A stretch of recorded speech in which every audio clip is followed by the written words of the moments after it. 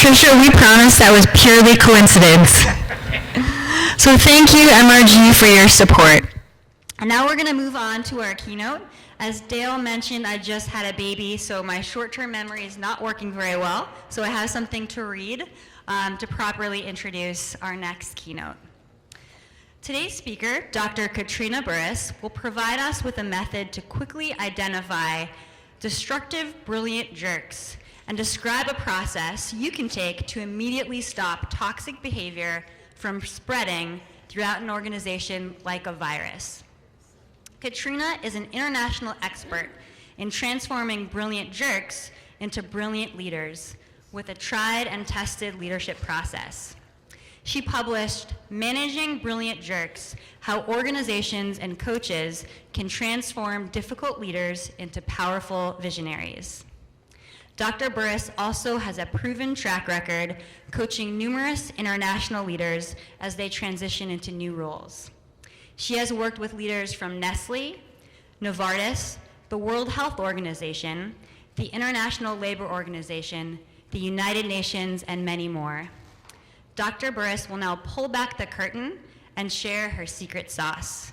So please welcome Dr. Katrina Burris to the stage.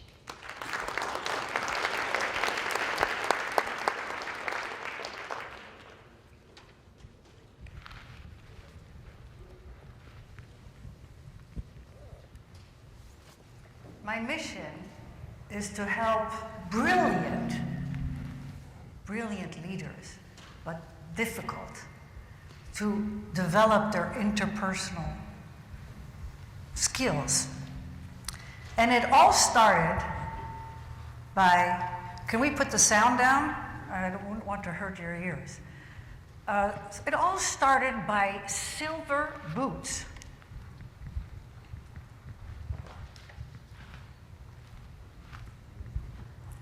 That's how I started dealing with brilliant jerks.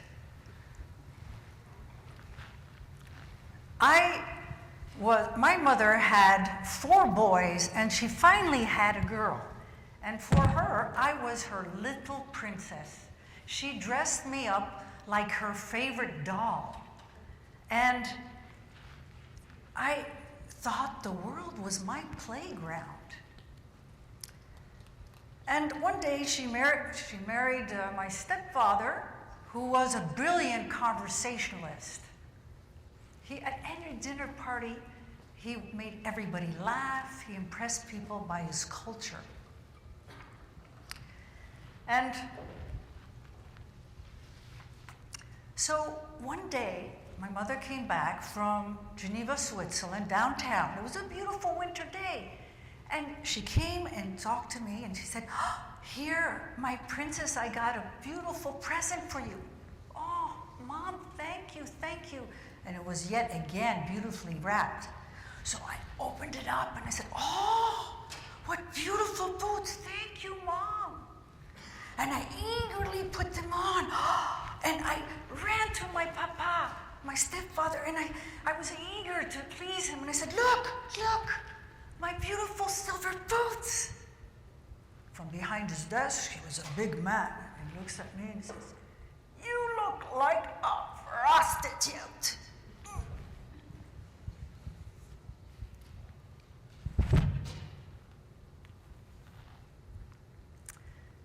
Where have you seen leaders in the workplace lash out and sap your confidence?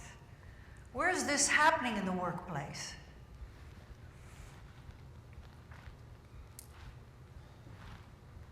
Keep pressing the wrong button. With hindsight, many years later, I realized that my stepfather was trying to protect me from growing up too fast. When I was only 12 years old, he wanted to stop me from looking like a little Lolita when I was sweet and innocent. But all I heard was the hurt and not what he was trying to communicate to me. Many years later, I understood, and I was interested in this, helping these leaders communicate better in a less destructive ways. And so I went into a lush lobby and was walking towards the reception desk of this multinational building, asking for my next client, when I overheard two ladies in elegantly dressed business suits. The younger one was saying to the older one, "Oh, look, Mrs. Sharp, the shark, is driving into the parking lot. Who is she going to criticize today?" And the older, more experienced executive says, "Anissa, just appear busy. You know that she turned around this department with the other previous two bosses, failed miserably. Now our department is making money, and thanks to her, you have a job." "Yeah, but I feel so ill at ease with her and so incompetent. And did you see how she criticized Harriet in front of everyone? And she ran out crying? Yeah, but I hear that she is getting coaching." "Yeah, sure. Once a jerk, always a jerk." So who of you think that a brilliant jerk can change? Who of you think they can never change? Okay, that's good. So how many of you have worked for a brilliant jerk? Okay, quite a few. There's a lot of knowledge in this group. And how many have a patient as a brilliant jerk or a client? Okay, quite a few. So today's session will be threefold. One, we'll define a brilliant jerk and then compare it, a brilliant jerk, with a demanding leader with high standards. Why? So that we can identify quickly one from the other, one that has destructive ways from one that is constructive. Then we'll look at common mistakes when confronting a brilliant jerk. I've done many mistakes, and if I can spare you one or two, my mission is done for here. And of course, I borrowed a few mistakes from my colleagues. And then we'll go to the 3E-set process to transform a brilliant jerk into an inspiring leader. But why is this subject important? As you know from the Gallup study that interviewed 2,000 people and 700 companies, that people select the company but leave because of a bad boss. We know from the Center of Creative Leadership that 74% of successful leaders have had at least one intolerable boss. Ladies and gentlemen, that means 3 out of 4 of you will have experience with an intolerable boss. So let's go back to the case study. I go to the reception desk, and who do I ask for? Mrs. Sharp. But before I see Mrs. Sharp, I go see the CEO. In this case, it was he that called on me, to see what were the pain points of the company. Why were they calling me in? So this is what he said. Since she's been here, yes, she has turned around this department, but turnover has increased. Employees are complaining to HR, and there's a harassment lawsuit on our hands. There's health issues. There's 2 people that haven't come back to work. And he said, the CEO of the company, "I'm concerned because more and more work is done by fewer and fewer people. And how can the sustainability of her department be maintained longer term?"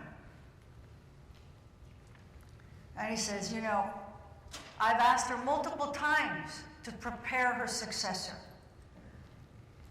And all I see is yes people, yes men and yes women around her. She has not done it.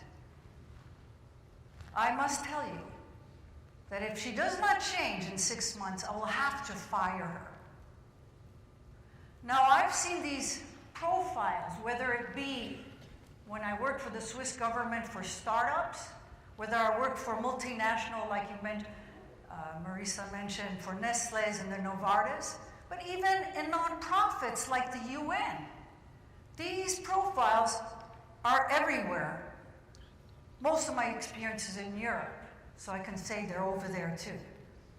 So, coaches and psychologists, these are true pain points for these organizations where they need your work. So let's define what is the brilliant jerk. Let's stay out of politics. I would like you to share with your table, how would you define a brilliant jerk succinctly? Take 1 minute and tell me, how would you define a brilliant jerk in one sentence? Brilliant, but difficult.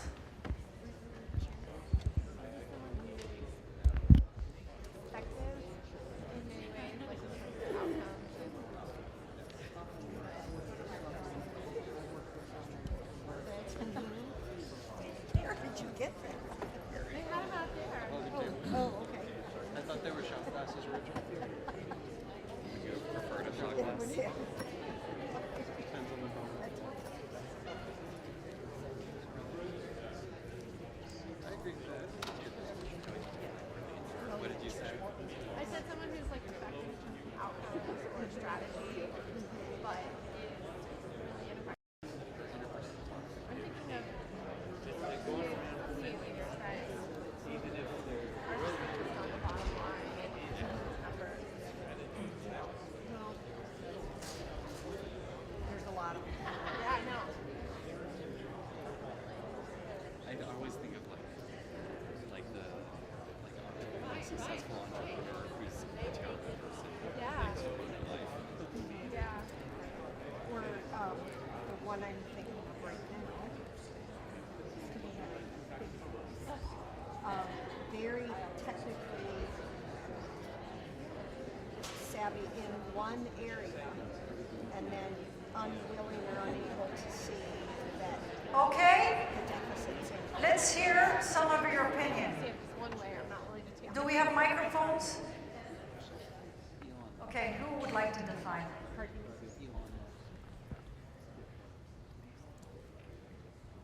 Succinctly. So we were talking, and we thought, well, so brilliant is a stretch. I mean, brilliant is, it's a big word. But so we thought the brilliant has to come from either something cognitively, they've got expertise, they've got some kind of cognitive ability that sets them apart, and or they're just really exceptionally good at getting things done.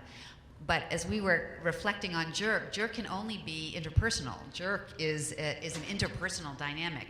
So they've got some amazing skill, but interpersonally, excuse my language, they suck. Thank you. Thank you, and please, let me give you a book for being the first.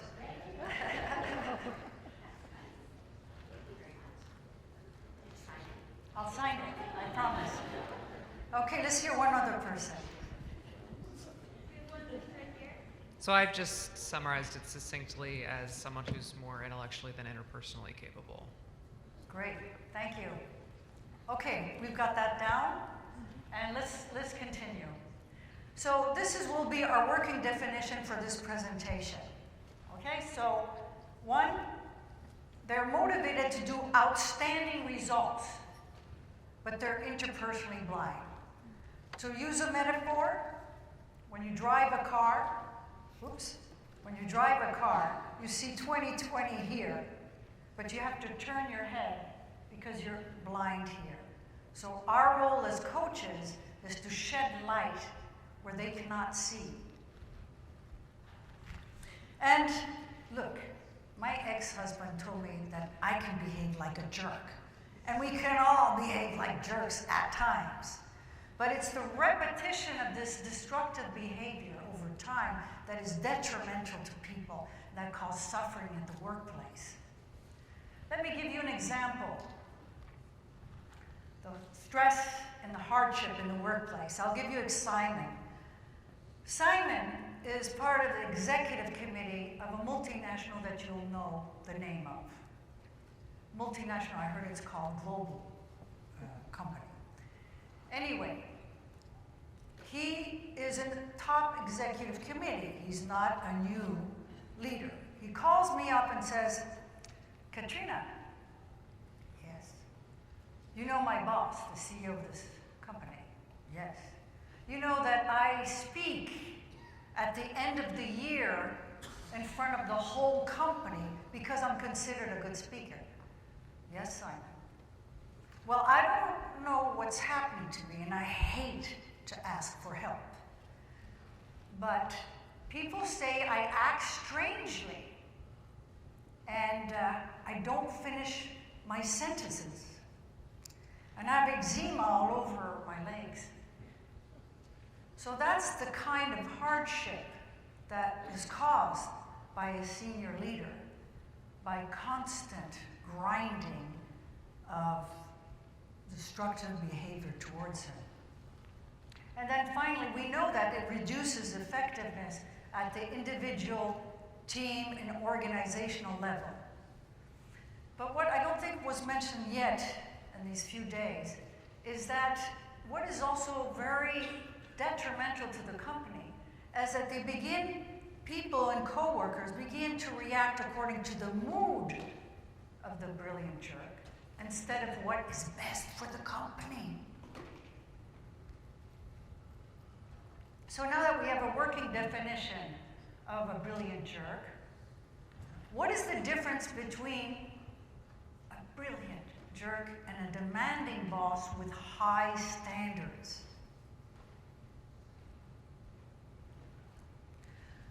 The brilliant jerk sees a problem, and then he interprets it as, it affects his status and his self-esteem. Maybe they will perceive me as less able as a leader. And he may be triggered, as we saw and heard in some of these presentations, that they're triggered to be more manipulative to get what they want. And they dominate, they intimidate, they threaten coworkers.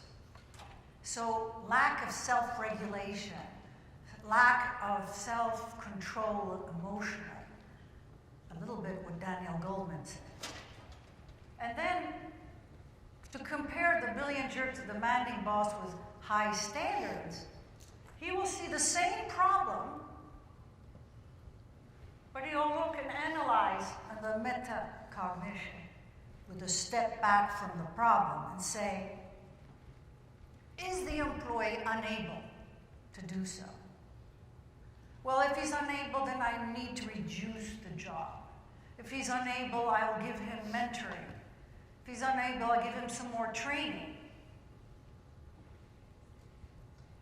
If he's unwilling, then maybe he'll adapt his leadership style and have a heart-to-heart conversation with the person to get to the bottom of this motivational issue. So he's demonstrating leadership agility according to the issue at hand and the person. So now let's look at the common mistakes that I've done confronting a brilliant jerk. And then we'll do a role play. So the purpose of this next exercise is to ask specific questions to Mrs. Sharp and then convince her to address her uncivil behavior. So we'll do a role play and convince, this is the situation.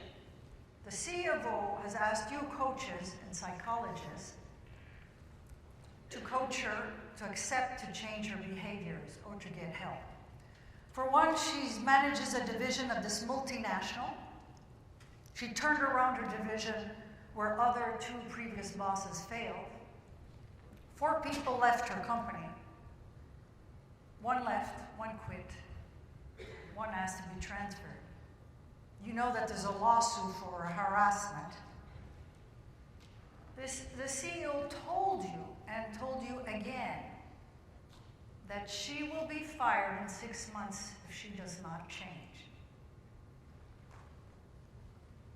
He's concerned, as he said, more and more work is done by fewer and fewer people. So if there's not change, she will be fired. The CEO asked you to coach Mrs. Sharp. And you know that currently there is no successor, so that if she slams the doors and leaves, that she'll keep the company in a difficult, she'll put the company in a difficult situation. So now, let's have fun.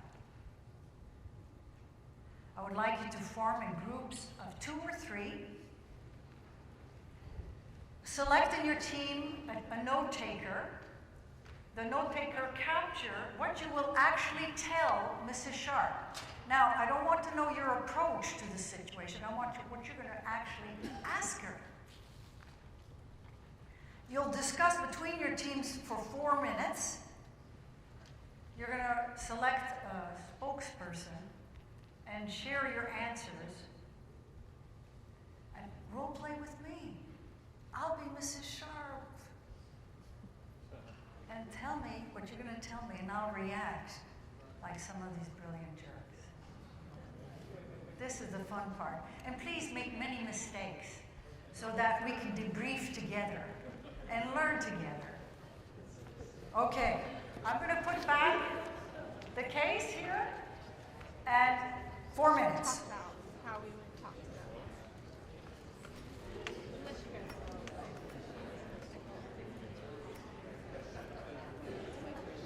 So what would you actually say? When he goes to bed in 40 minutes.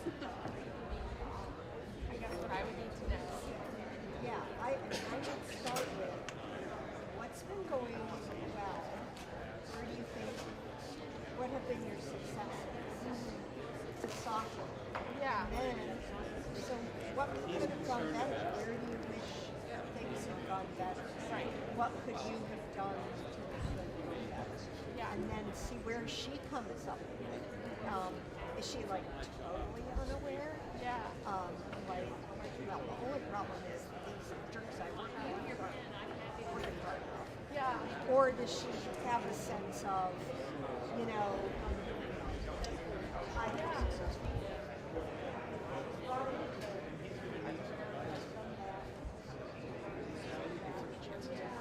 I wonder, I guess, maybe too, getting some perspective. She's turnover and like absence. I mean, those are objective things. I would usually just want to get her perspective on what does she think is going on there, where is she see maybe how much awareness there is. Probably, because it's not clear, at least to me, unless I've looked at it, how much the CEO has told her about any concerns. Yeah. So I may actually start by asking to test that. So, there's been some good great things with this. When's the last time you checked in with the CEO about this person? Yeah, how things are going.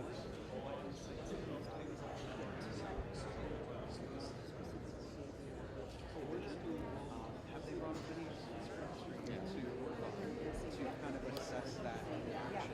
because it wouldn't be the first time that a CEO is asking you for coaching and you've never had that conversation. Should be the fall person.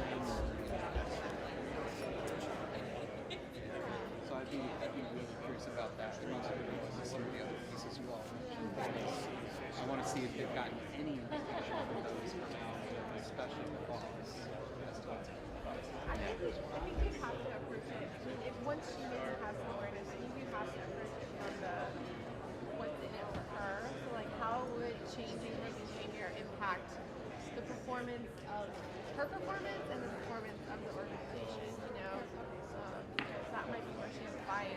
That it's not. This is something that she needs to. You know.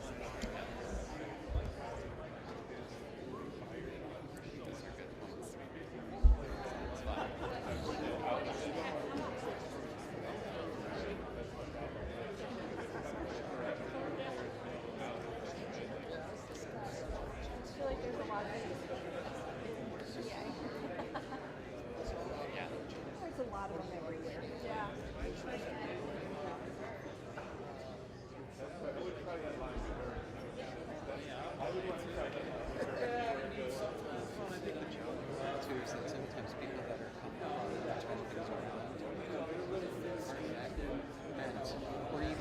The audio levels are all over the place. Like they fancy themselves the turnaround Yeah, artists. exactly. You know, they want to be first leading and start them on an upward trajectory, but either because they don't want to or they don't want to, sustainability and maintenance of that maybe need to have Yeah, and sometimes I don't think they don't want to be liked, or they maybe don't care. You know, they don't see themselves as something that's going to be around. People are going to be consistent. I think sometimes that confidence is just you actually know that people just don't like such changes. They don't care. But what were you going to say, Robin? The questions then about what are her goals? What is she? Where does she? If she does see herself as the kind of temporary change, the hatchet man or whatever, and she really doesn't intend to stay hatchet person. Yes.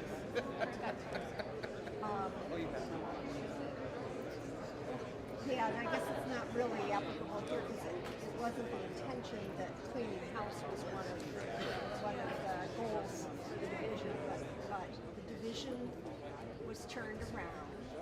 Okay? She probably had clear marching orders about that. Let's have some fun. Please make many mistakes. Sure. We'll leave the microphone right here on the table.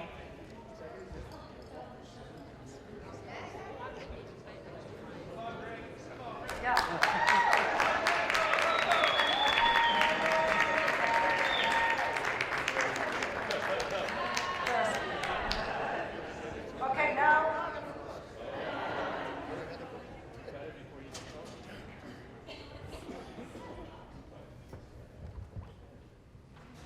Can I just clarify? Is this going to be No, back and no, forth you for got several a times? question. Direct, come on, let's have fun. How are you doing today?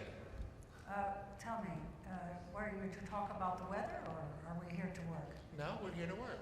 So, get to the point. Well, tell me, do you know why I'm here to see you? Look, why don't you tell me why you're here and then we can start talking. But I don't like to guess game. No, not a guessing game. Yeah, well. So why I'm here is to find out what you are doing with your boss. What I'm doing with my boss. Yes. First of all, why are you here talking to me about this? Instead of talking to you about what? I don't know, my boss. I mean, why do you want to have a coffee and I talk about my boss? I have better things to do. What do you have else to do? Oh, I have to work. I'm not like here to talk about, the boss, the coworkers, or whatever. What would you like to talk about? I'm not interested. Next.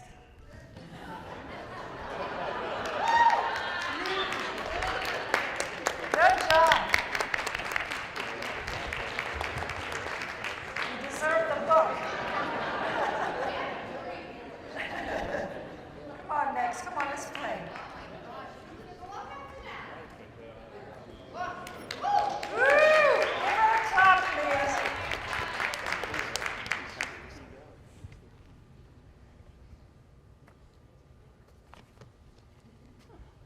Are you going to meditate or something?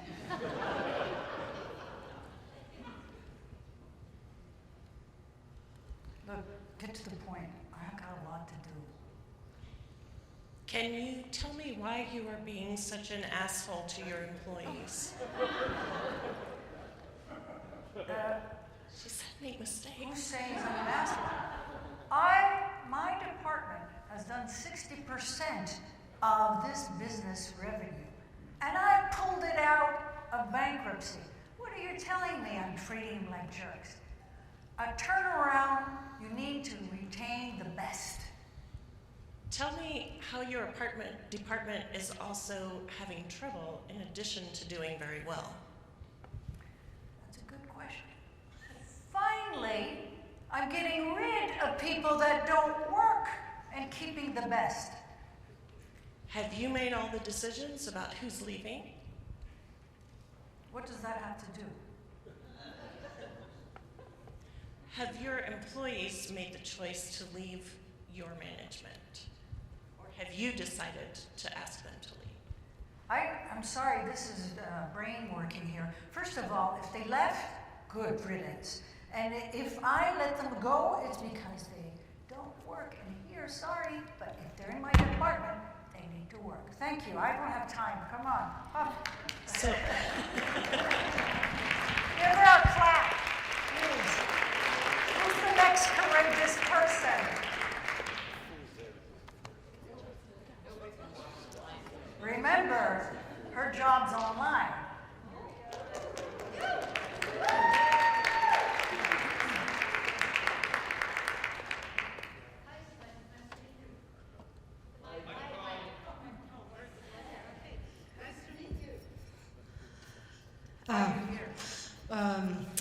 Your CEO sent me. Oh, really? Yeah. Didn't he talk to you? No. Well, I'm here to Well, coach. yes, he did. He said I did a great job. And, Well, yeah. He recognized for my results. He told me the same thing. You're doing a great job. You're doing a great job, Finally. but somehow he said that you needed coaching.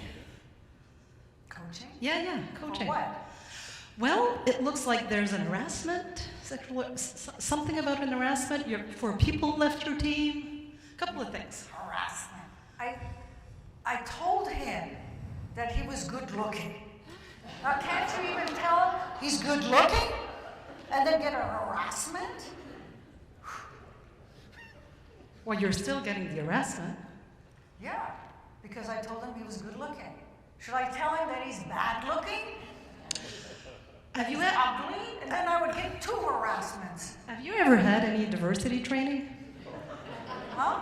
Diversity training. Diversity. Yeah. I come from Switzerland. I don't know what diversity has to do. In Yeah. Switzerland, we have Italians, we have Germans, we have French-speaking people, all in a little country of 7 million. We know what diversity is. What's starting to happen right now is you're causing problem for your boss. Causing problem for my Yeah. boss. Even though I turned around this company? Absolutely, yeah. So what are you here telling me? I'm here- causing boss. Where's my boss? So, I'd like to suggest that we set up a meeting with Bob, you and I. Yes, I think that would be a good idea for the 3 of us to meet, very good. get aligned on somewhat why he'd like me to coach you. Yes, good. Good, okay. Okay, now I need to go. All right. Okay, bye. One more.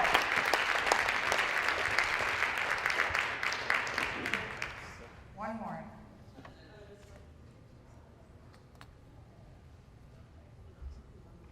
Come on. Yay!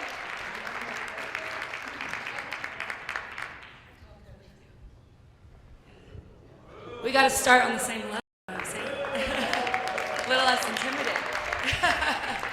Well, how are you today? Are we here to talk about the weather? Yes, I want to get to know you better so I can know how to Yeah, but consult why you better. are you here? I Well, mean, I've heard I there's don't- a I little don't- issues between you and your boss and some My boss communication. is fine. He's happy. He loves my results. What are you talking about? We're having issues. Well, you seem to be doing a great job Yes. getting these people to make money and be motivated, but I feel like there's a lack in your, seems to be there's a lack of skill to be nice to these people. You want me to be fuzzy-wuzzy? I think a little more loosey-goosiness would Well, I'm not here help these people. to have a loosey-goosey. Oh, yeah. No. You'd be surprised. Do you want... no, I'm not here. I don't have time. Right. I'm here to work. Right. So if you don't have something Well, I think to tell that me, setting up a meeting. I think we need to time's out. All right. Well, it was a pleasure talking to you.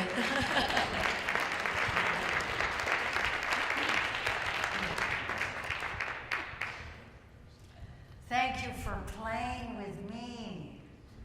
It's not far from the truth, believe me. I know I characterized.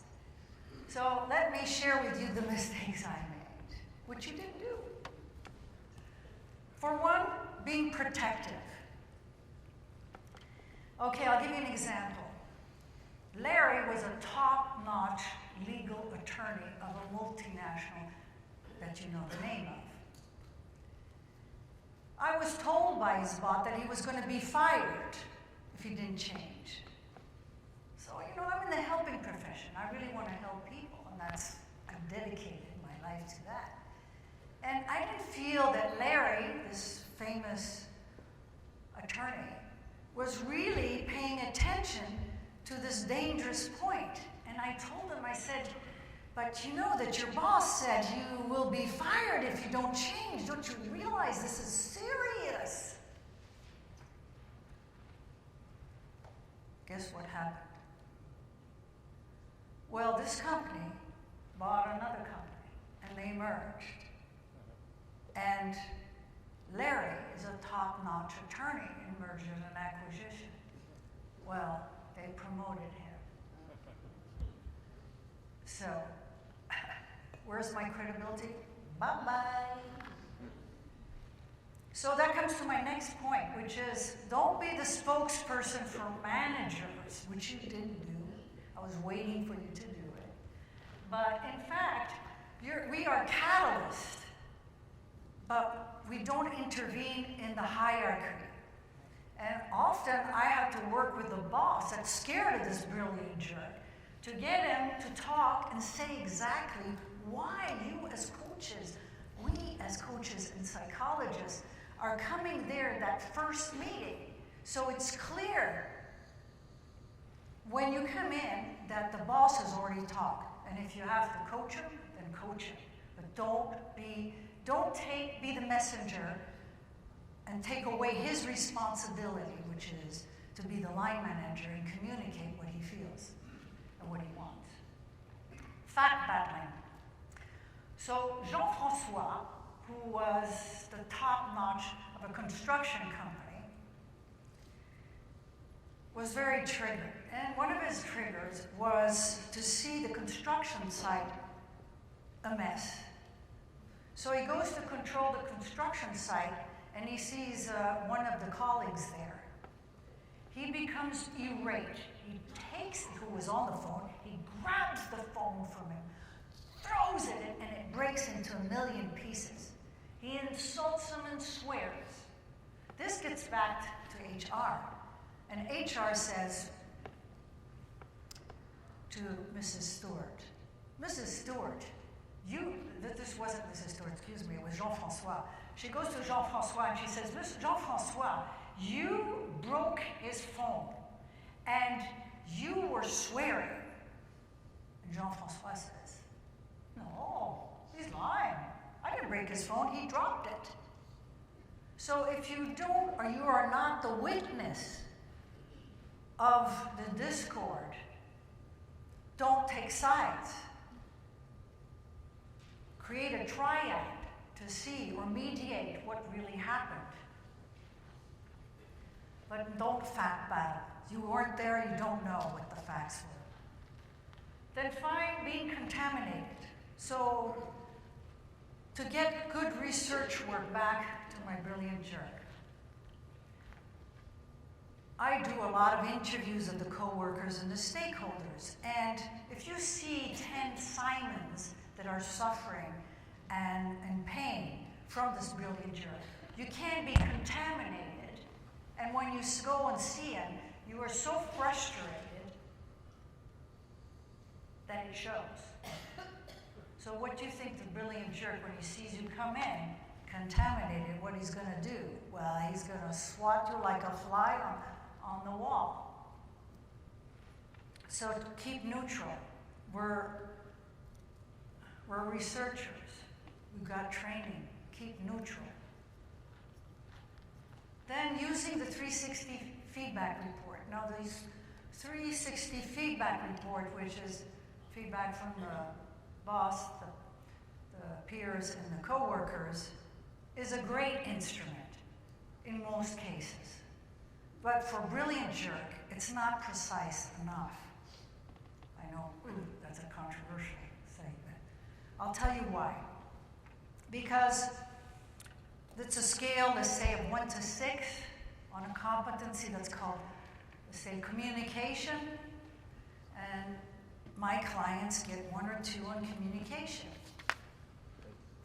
Well, what does that mean?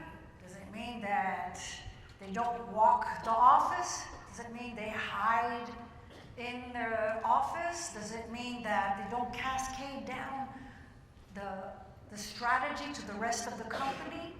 We don't get enough feedback. Then you'll say, oh, but you know, in the comments, yes, they can say things. Well, working for the UN, where there's 3 official languages, French, English, and Spanish. Well, if they write in their language, guess, will the anonymity prevail? They'll identify who said what. They say, no. But they can all write in English. Well, if a Spanish writes in English, you can sort of tell.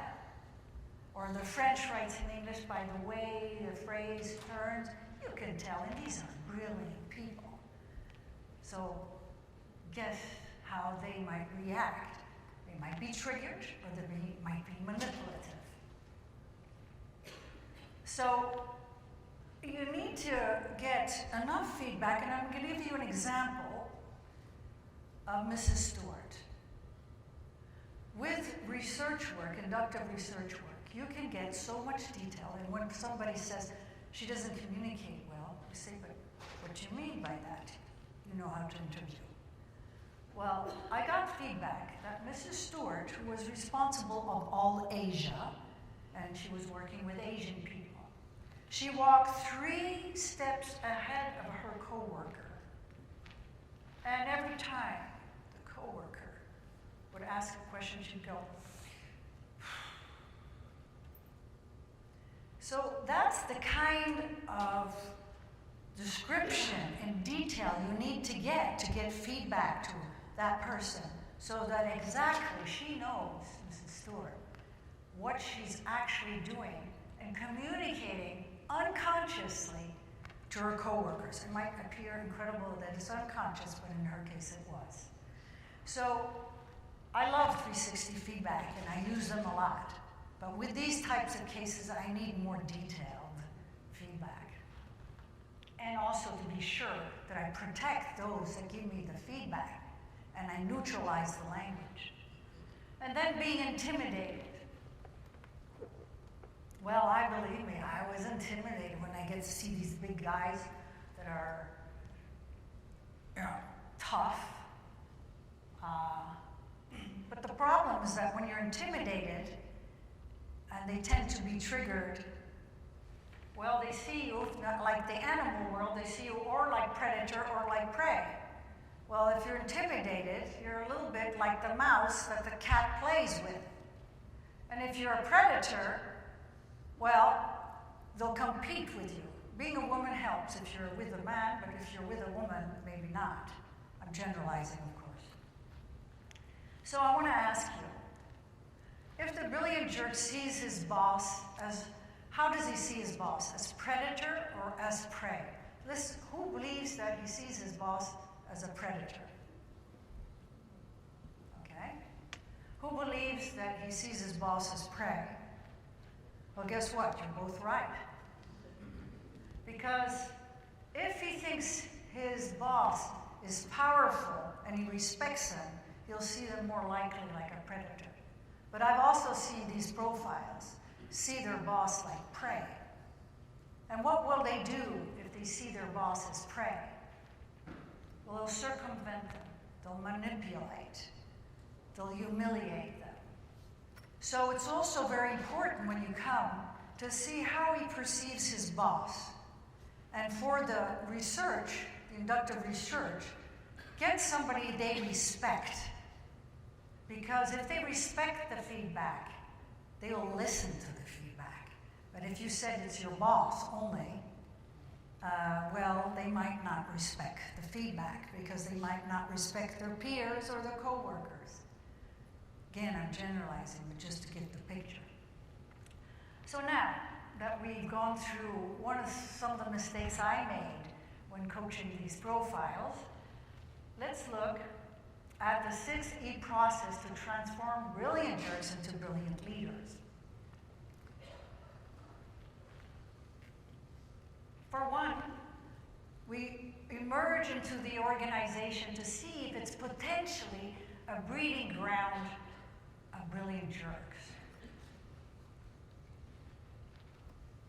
I say only have 15 minutes. Okay. Then we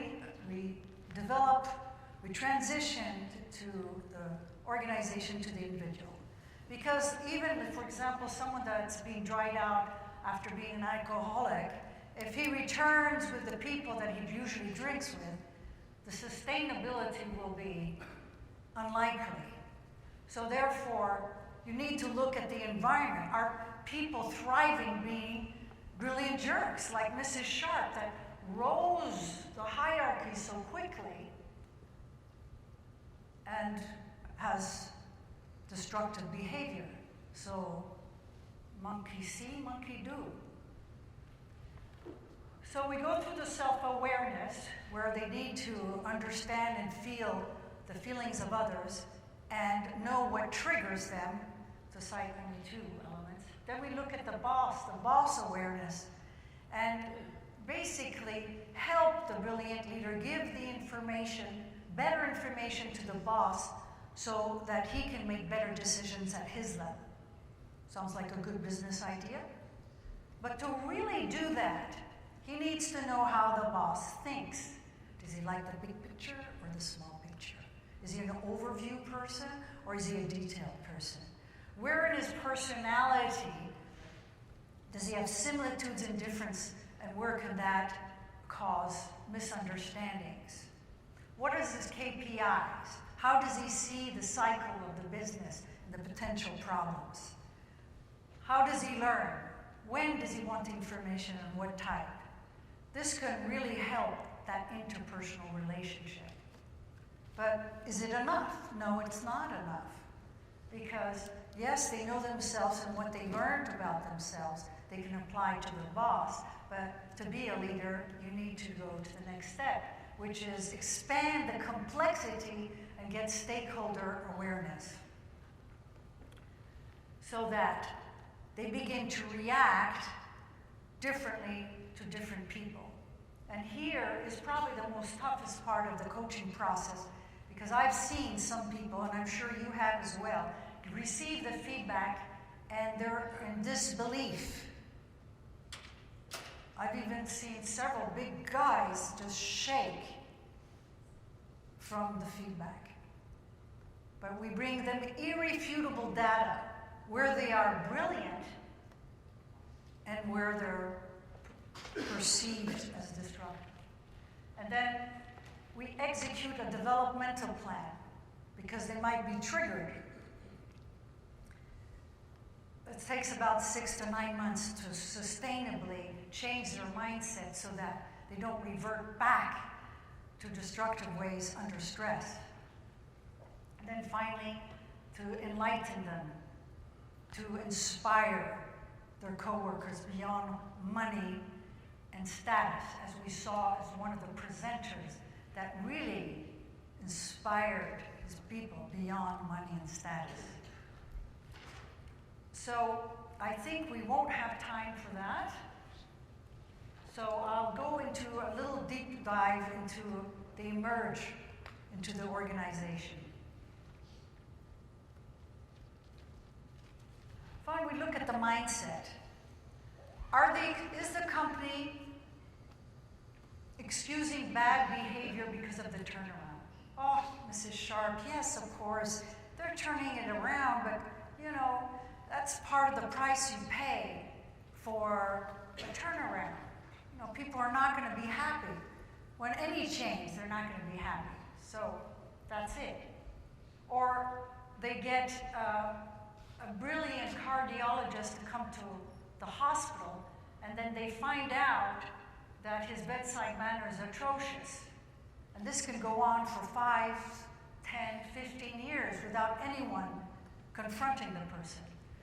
Then we can look at the mindset, the leadership, and see, are there leadership principles that clearly state the non-desired behavior and the desired behavior?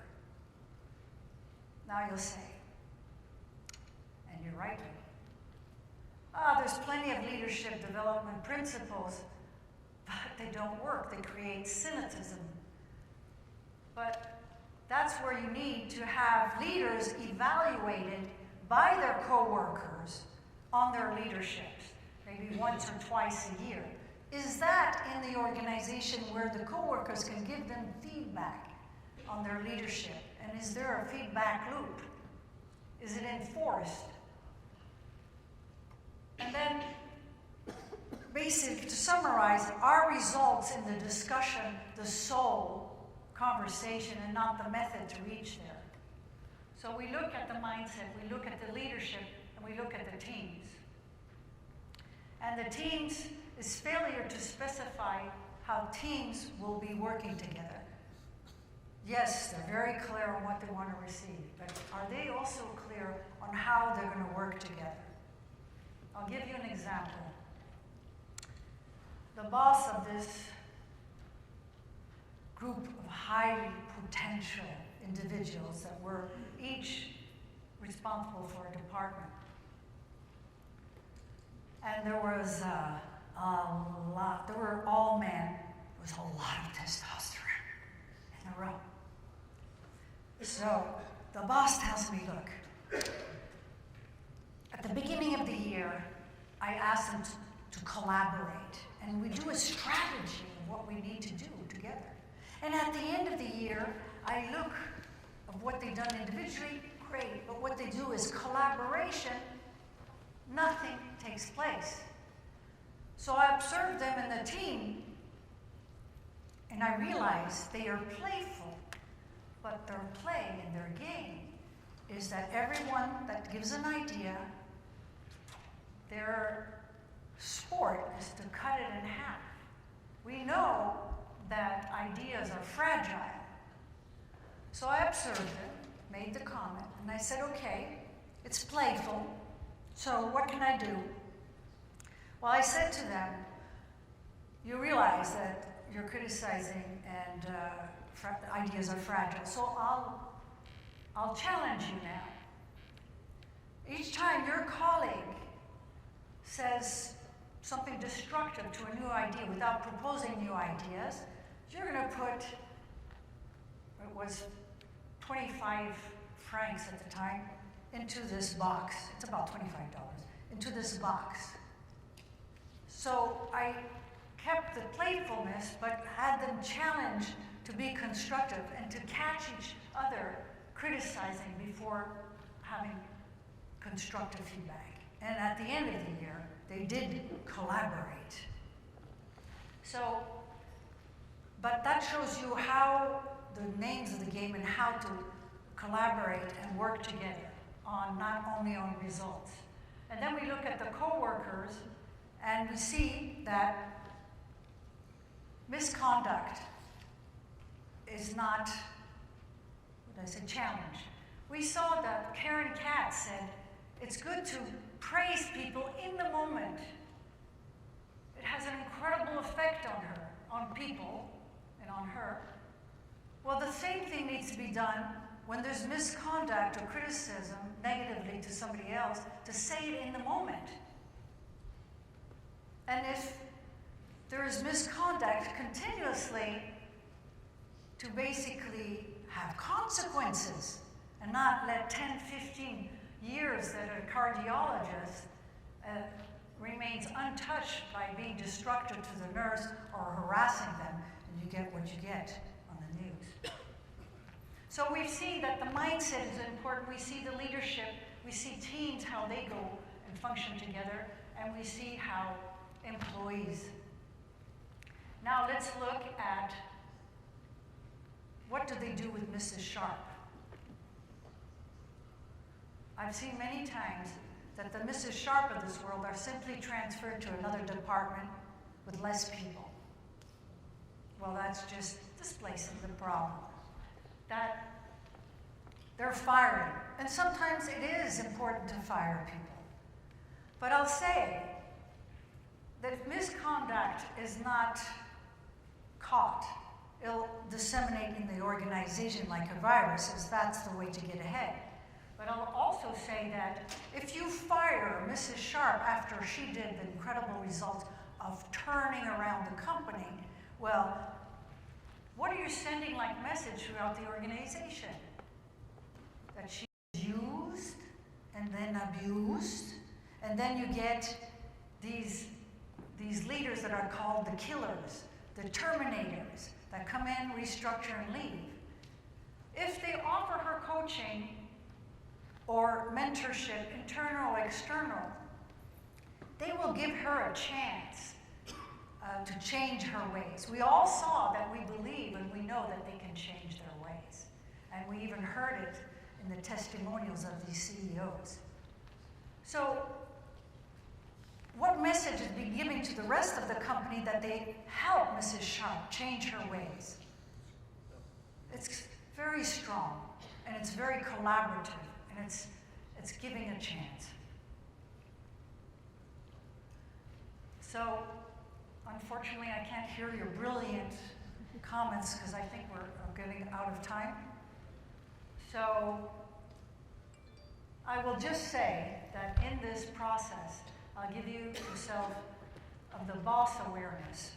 Now, boss awareness, I mentioned it, but I'll tell you another thing, that triads are essential in this process, because I will go to see the leader. He said, oh, I told Mrs. Sharp that she has to change her ways. And I'll look to Mrs. Sharp, yeah, well, no, he didn't say anything. So many times, we need to coach the boss to help them have the courage and say in no uncertain terms that Mrs. Sharp needs to change her ways.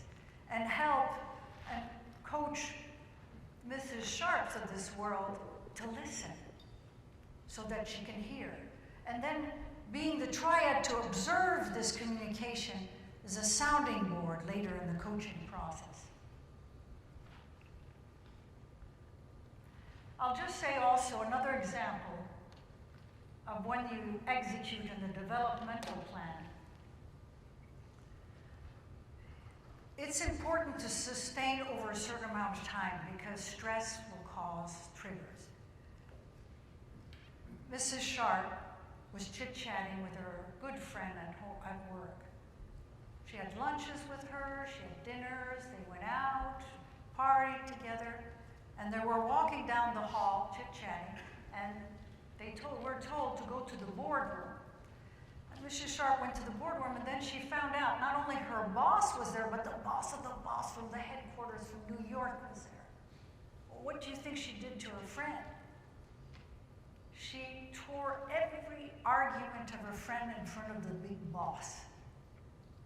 And she calls me up and said, I destroyed my friend in front of the big boss.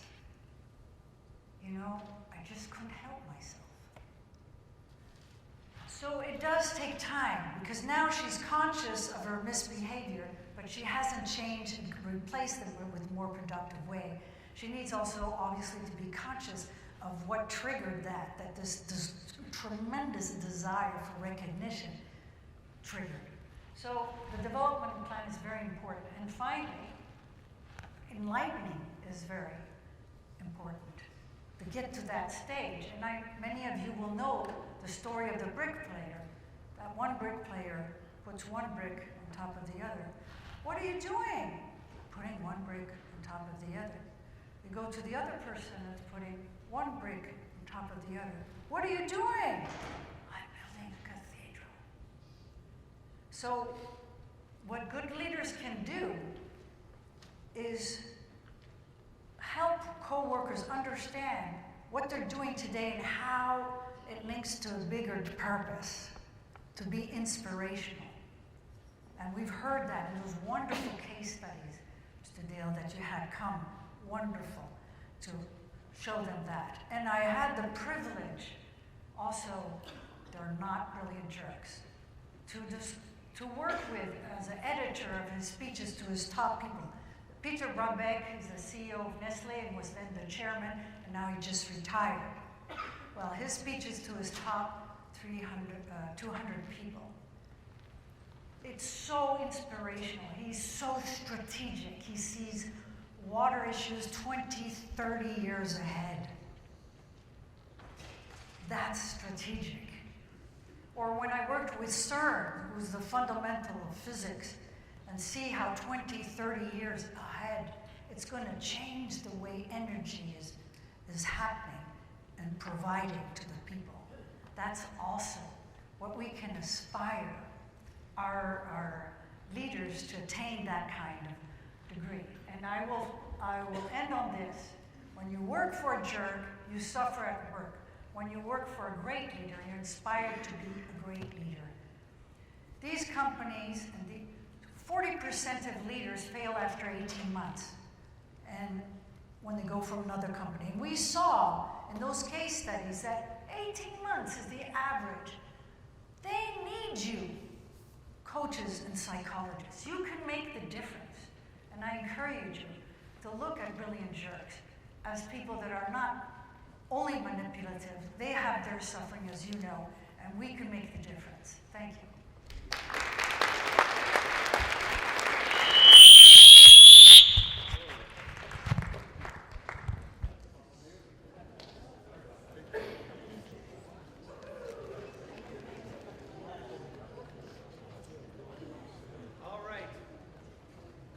All right, we're almost done. We're on, yes. I just want to say thank you very much for coming to share with us our experiment to do this together. We've heard many comments from all of you about the conference.